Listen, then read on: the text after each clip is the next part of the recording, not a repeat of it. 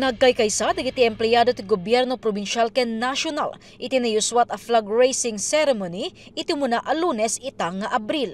Naragsak ngayon padamag ni Acting Governor Attorney Russell Bragas ti panakaypaayen ti DSWD accreditation ti Bahay Pag-asa kalpasan ang nagpaso iti pay Enero itay napan atawen. Babaan daytoy iti kinaragat dagiti empleyado ti PSWD, Bahay Pag-asa, ken panagasistir ni DSWD Undersecretary Denise Florence Bernos Bragas. Ti Bahay Pag-asa ket Rehabilitation Center dagiti Children in Conflict with the Law wenno CICL. Nga daytoy ti may isang objective tayo ket kaya't ko lang nga ipakita met nga haan nga imposible.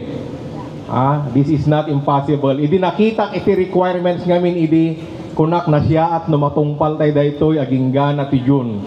Iti umadanin a Semana Santa inalukoy na ti tunggal maysa ng obserbaran ti pudno akay papanan na. Agnilay-nilay tayo, we should reflect and meditate, seek the guidance of the Lord, and count our blessings. Panangikararag tinakapyang nga eleksyon ken inpasingked na kadagiti amin na public servants arumbeng nga suroten dagiti linteg ng runa itang election period. Kakabsat ko iti public service kas kunak as public servants and government employees, we are bound by election laws and regulations. I urge each and every one of you, I know we have the right to exercise, we have the right to suffrage nga kunada, but I urge you to observe existing laws nga makasakop kanya tayo. We are being looked upon by our relatives, being public employees, public officials. They seek our guidance. Nga, ipaturong tayo ida.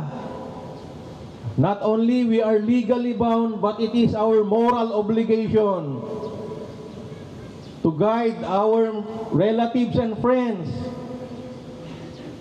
We set aside our personal interest. Kitain tayo ti pagsayaatan ti kaduan, pagsayaatan ti ili tayo.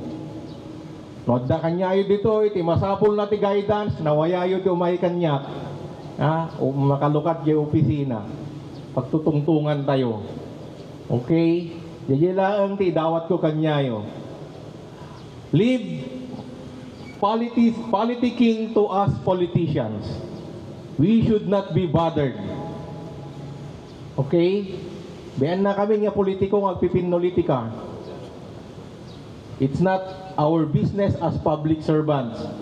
Kabayatan na naragsakmet anangi pakaamo ti DILG ti probinsya iti naawat a pamadayo ti gobyerno probinsyal iti panakagunod ti Ideal Functionality Rating a 93.50% iti 2025 Functionality Assessment.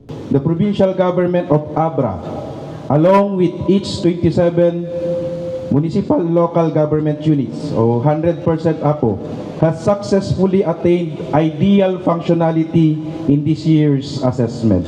The assessment was based on several key indicators, including the establishment of the PDAW office, its accessibility to PWDs, kas makita yun dito yung ramp tayo dito yung APO, tinaduma-duma pa yung programa para ti PWDs. Iti biyang met ti DENR na ibaskag dagiti agdama a proyekto da kang runaan ti panakaprotektar dagiti kabanbantayan.